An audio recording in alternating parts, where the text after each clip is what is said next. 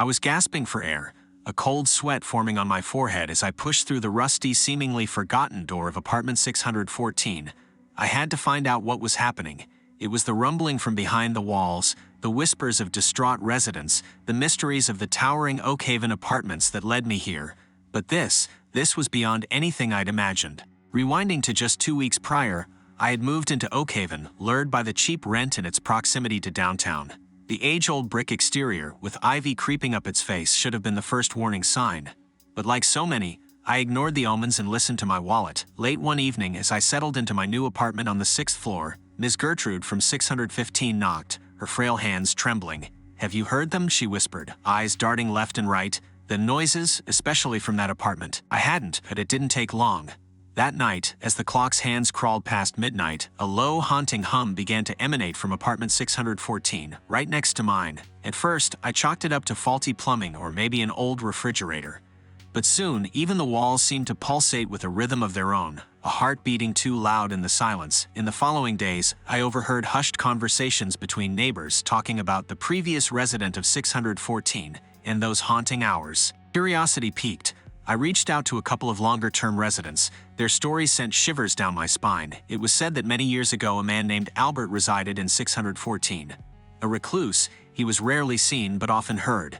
Peculiar chants and murmurs accompanied by strange symbols painted on his walls. One night, his chants grew more violent, escalating to a full-blown outburst. The morning after, no one saw him again. The apartment was locked from the inside, and despite multiple attempts, the door couldn't be breached. Over time, it was left alone, a sealed crypt of secrets, but the disturbances continued. Determined to uncover the truth, I began researching about Albert. Old newspapers revealed that he was once a renowned archaeologist with a particular interest in ancient cults.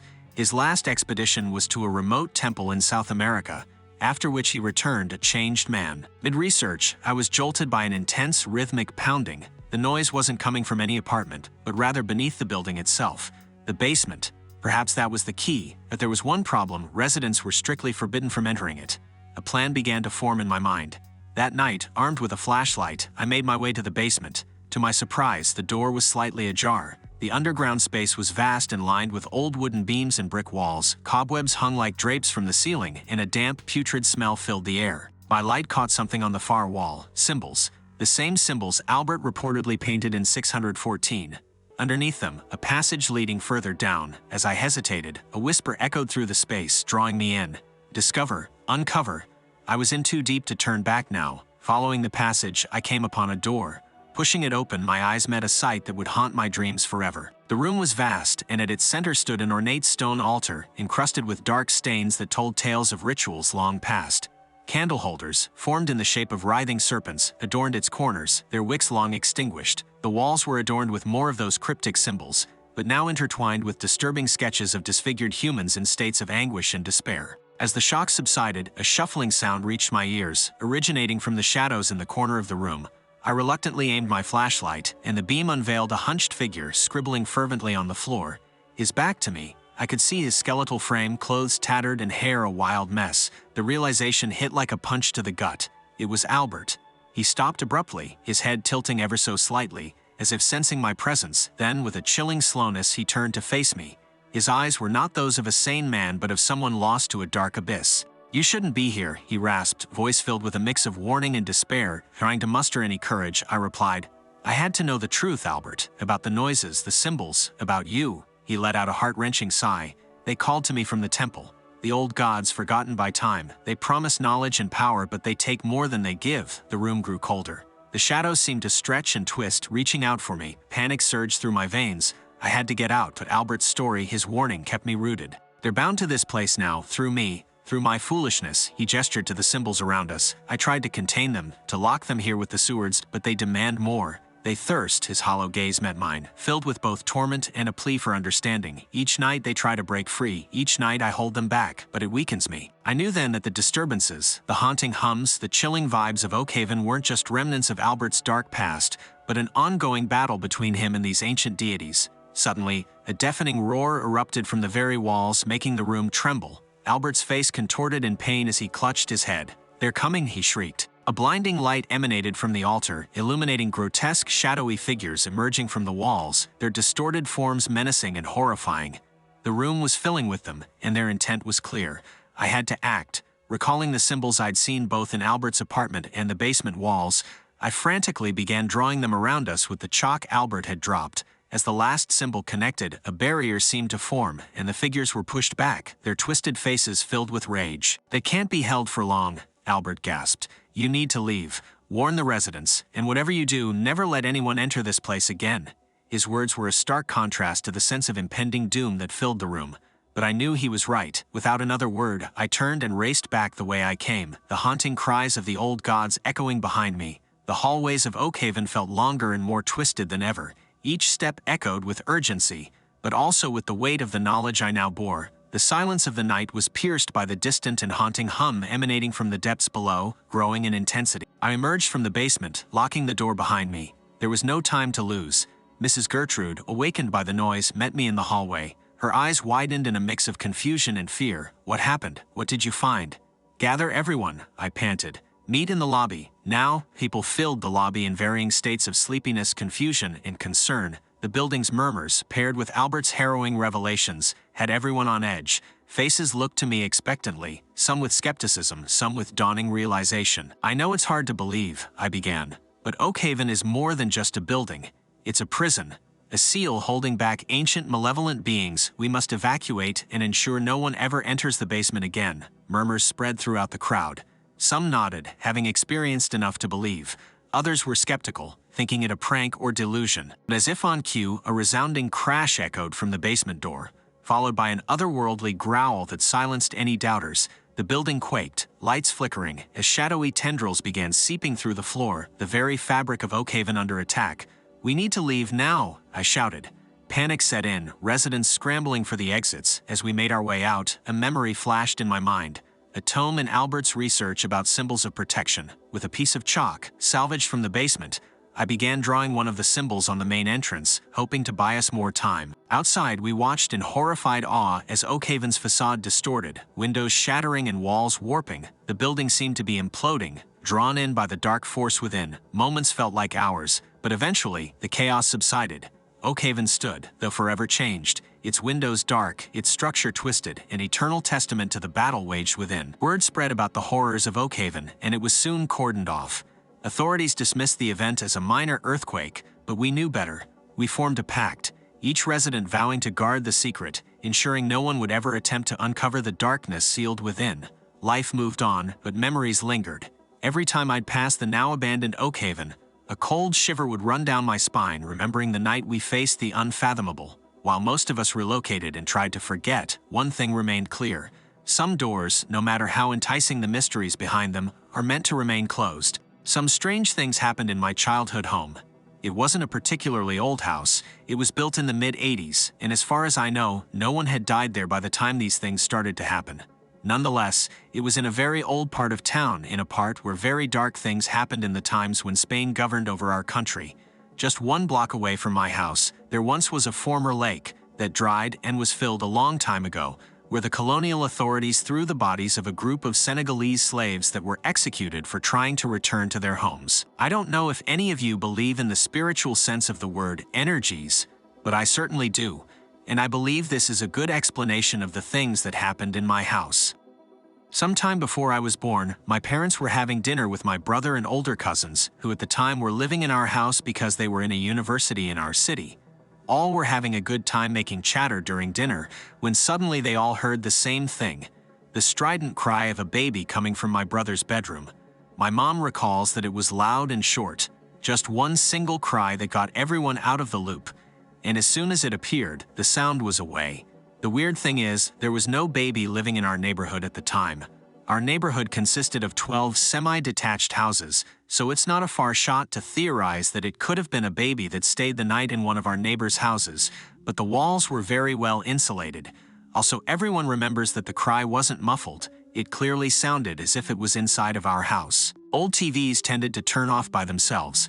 Also, things used to get lost pretty often, and then they reappeared in the most obvious of places, usually in the places we had searched previously to the point of exhaustion. My brother blamed the gnomes.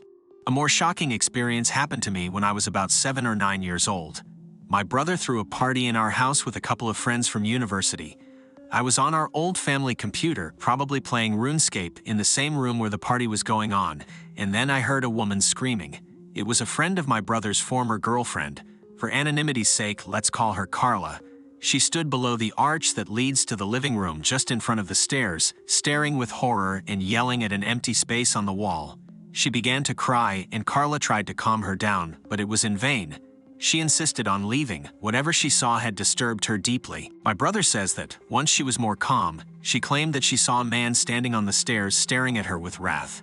It was wearing a long trench coat and a cowboy hat, and everyone seemed to ignore his presence.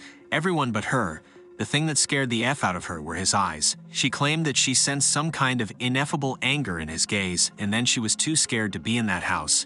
Understandably, she never came back to our house. But there is one particular encounter I remember the most, as it is the most unbelievable, unexplainable, illogical, and baffling, not just of these stories I have told you, but of my entire life.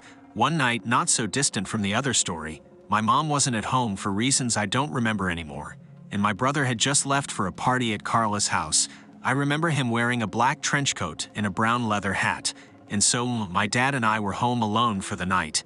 We were on the couch watching History Channel, as usual, in those years when it was still half about history and half about aliens, antiquities, and trying to catch Bigfoot, only to find nothing at all. All of a sudden, we heard the front door slam shut. We naturally turned our heads, and there he was, a man in a leather trench coat and leather hat. His clothing seemed anachronistic, out of his time. At the moment, I couldn't get a glance of his eyes as the rim of his cowboy-like hat was tilted down, but I remember he had a 3-day stubble beard and a sharp-faced complexion.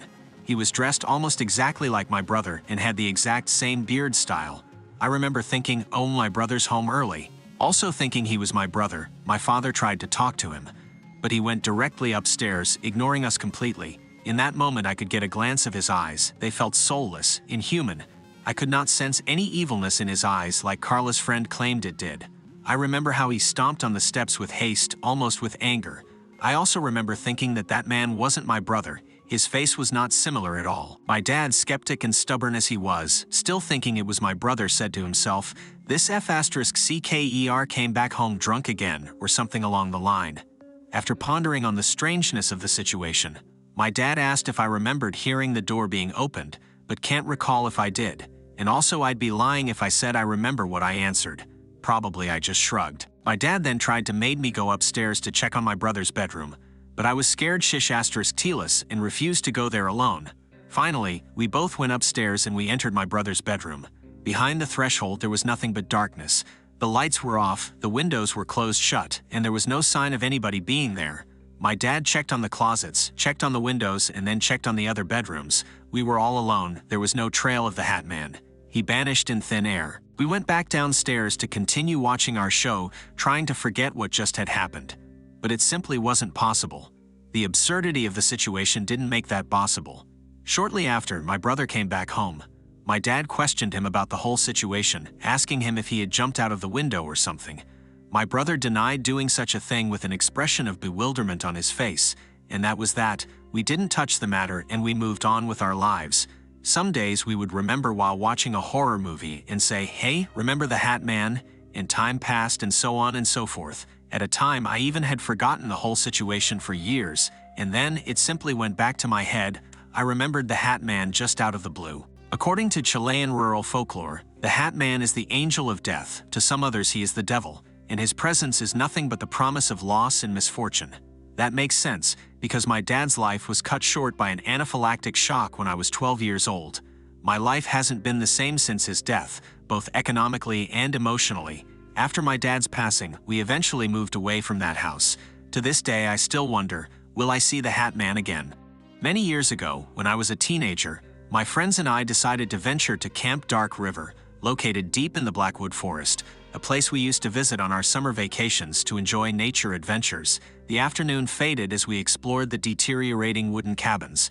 A whispering voice, like a distant echo, called to us from deep in the forest, dragging us into the darkness. Intrigued and terrified, we followed the sound, not knowing what we would find.